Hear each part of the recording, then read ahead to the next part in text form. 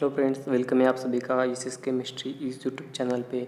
हमने जो ionic equilibrium जो चैप्टर शुरू किया था, आज हम उसका जो सेकंड टॉपिक है, जो कि हमने पिछले वीडियो में देखा कि हमने जो आरएनएस थ्योरी है उसके अकॉर्डिंग एसिड और बेस की क्या डेफिनेशन रहती है उसके बारे में हमने पिछले सेशन में डिस्कस किया।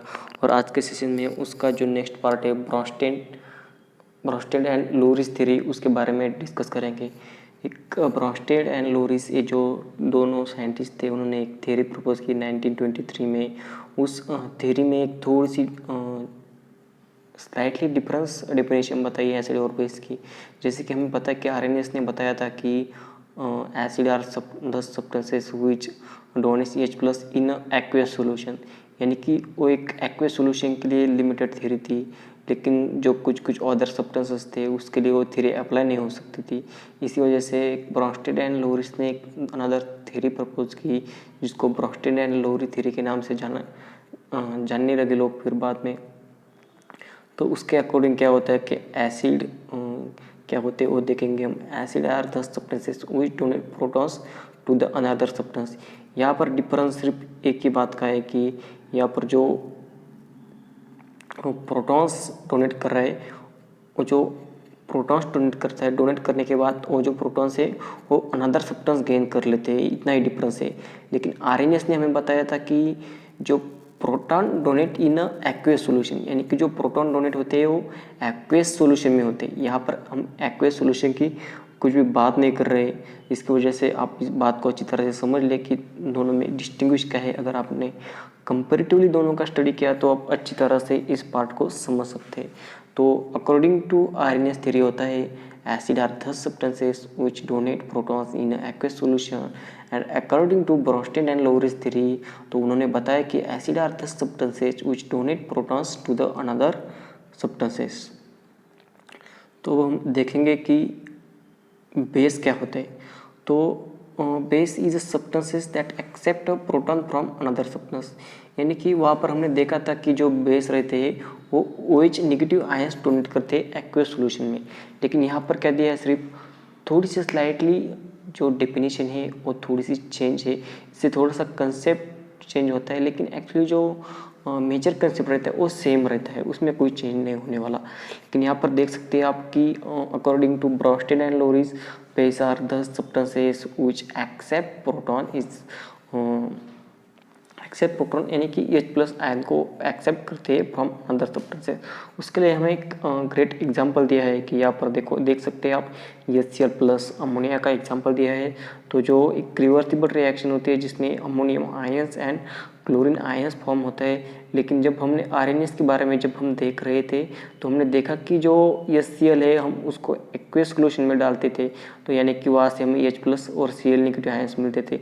लेकिन यहाँ पर जब हम HCl आयन से वो अमोनिया के साथ रिएक्ट कर रहे हैं। अमोनिया यानी कि एक बेस है जो कि एक H+ आयन को एक्सेप्ट कर लेता है, और जो है उसकी वजह से हमें ये अमोनियम आयन का फॉर्मेशन होता है, और Cl नेगेटिव जो बेस हमें मिल पाता है। तो इस यहाँ पर थोड़ा सा रिएक्शन का एक्सप्लेनेशन दिया है कि in the above reaction HCl and ammonia are protons donor, यानी कि हमें पता है कि HCl जो होता है वो प्रोटॉन डोनेट करता है, और जो अमोनिया होता है वो प्रोटॉन को एक्सेप्ट करता है। इसीलिए हम जो HCl है उसको एसिड कहते हैं, और अमोनिया जो कि प्रोटॉन को एक्सेप्ट करता है उसे हम बेस कहते हैं। सिर्फ इतनी सिंपल ही डेफिनेशन है, ज़्यादा कुछ उसको याद रखने की ज़रूरत नहीं। आप अच्छे से कंसेप्ट को समझ लो, फिर बाद में आप एग्जाम में इजी तरह से लिख सकते हैं। तो the base produce by accepting the protons from N acid is the conjugate base that acid. तो आपको सबसे पहले कंजुगेट बेस का मतलब क्या होता है वो आपको समझ में आना चाहिए। तो हम अगली जो रिएक्शन देखेंगे उसमें हम ये समझ पाएंगे कि कंजुगेट बेस क्या होता है। तो likewise the acid produced when a base accepts a proton is called conjugate acid of that base।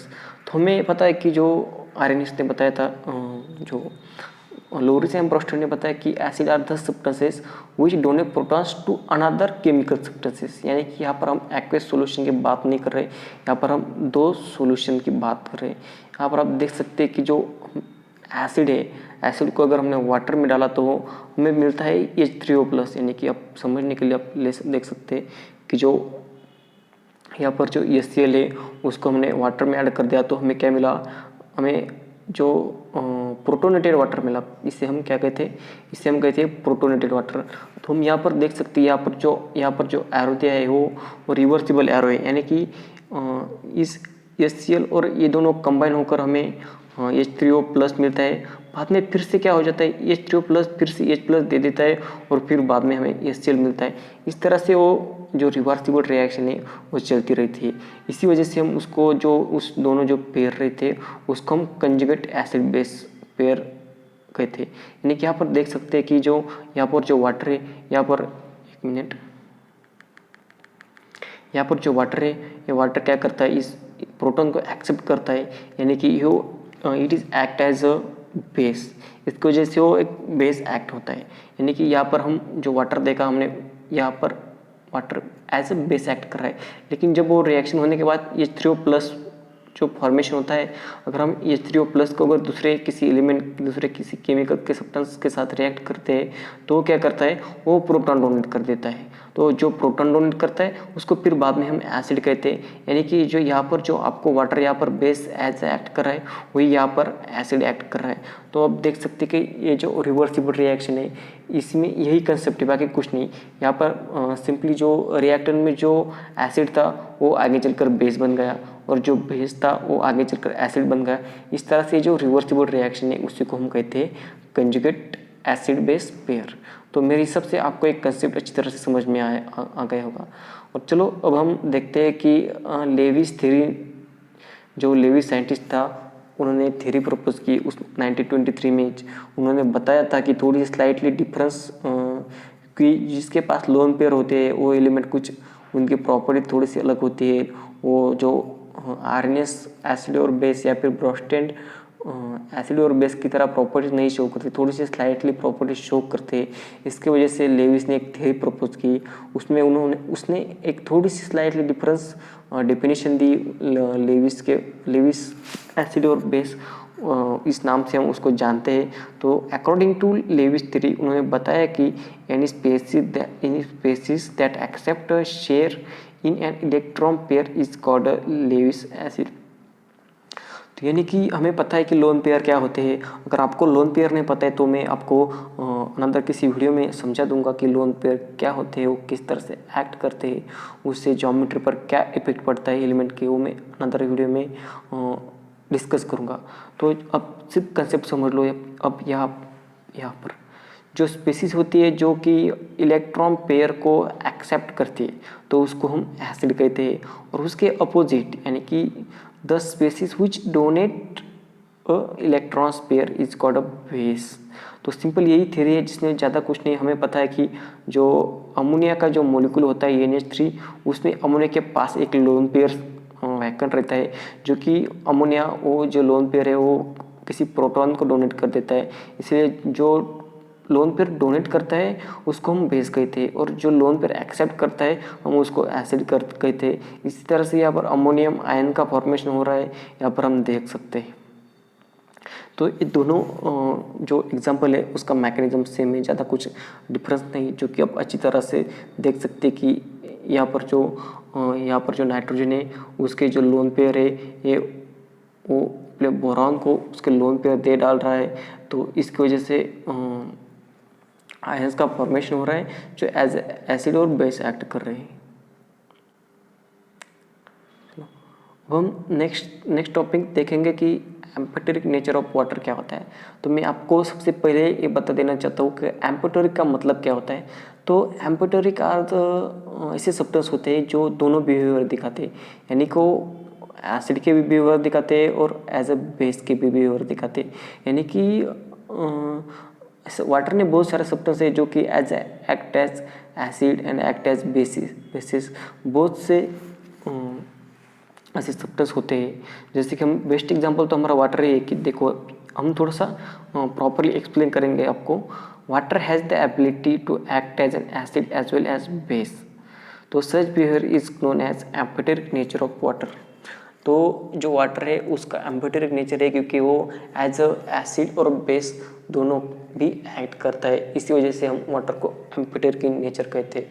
तो इसके लिए हमें एक एग्जांपल दिया है जिसमें हम देख सकते हैं कि यहाँ पर जो वाटर है, water liquid as a acid act कर रहा है। क्यों एसिड एक्ट कर रहा है? तो वो जो अमोनिया है, अमोनिया के वो लोन पेयर एक्सेप्ट कर रहा है, तो इसकी वजह से हम वाटर को एसिड कह सकते हैं और अमोनिया को यहाँ पर हम बेस कहते हैं, और OH negative plus NH4 positive ions का फॉर्मेशन हो जाता है। और जो दूसरा एग्जांपल है, उस दूसरे एग्जांपल में हम देखेंगे कि वाटर यहाँ पर कैसा बेस एक्ट कर रहा है। तो हमें पता है कि ऑक्सीजन के पास लोन पेयर होते हैं जो कि वो अपने लोन पेयर डोनेट करते हैं। वाटर क्या करता है, या कि HCl जो रहता है, HCl के हाइड्रोजन को अपने लोन पेयर डोनेट करते हैं, यानी कि ये जो H है वो इस ऑक्सीजन पर अटैक करता है और उसके लोन पेयर ले लेता है। तो इसकी वजह से हमें पता है कि जो लोन पेयर डोनेट करते हैं, अब इस कंसेप्ट को समझ लो कि जो लोन पेयर डोनेट करते हैं उसको हमेशा बेस कहते हैं, और जो लोन पेयर को एक्सेप्ट करते हैं हम उसको एसिड कहते हैं। यानी कि हमें अगर कुछ याद नहीं आ रहा हो तो हमेशा अमोनिया का एग्जाम्पल याद करने का, क्योंकि अमोनिया में नाइट्रोजन के पास लोन पेयर होते हैं, तो अमोनिया हमें पता है कि बेस होता है, और उसके वजह से हमको पूरी कंसेप्ट याद आ जाती है कि अमोनिया के पास लोन पेयर है और अमोनिया बेस है, यानी कि अमोनिया अपने लोन पेयर डोनेट करता है। एंड ऐसी डेफिनेशन लिविस बेस में लिखेंगे हम कि 10 chemical substances which donate lone pairs to another chemical substances is act as a base, and 10 substances which accept lone pairs is called acid. तो ये बहुत सिंपल कंसेप्ट है, आप दोनों एग्जाम्पल अच्छी तरह से याद रखोगे तो आप एग्जाम में भी अच्छी तरह से लिख पाओगे। ओके, तो water act as acid towards ammonia, यानी कि यहाँ पर जो हम अमोनिया की बात कर रहे थे तब हमने देखा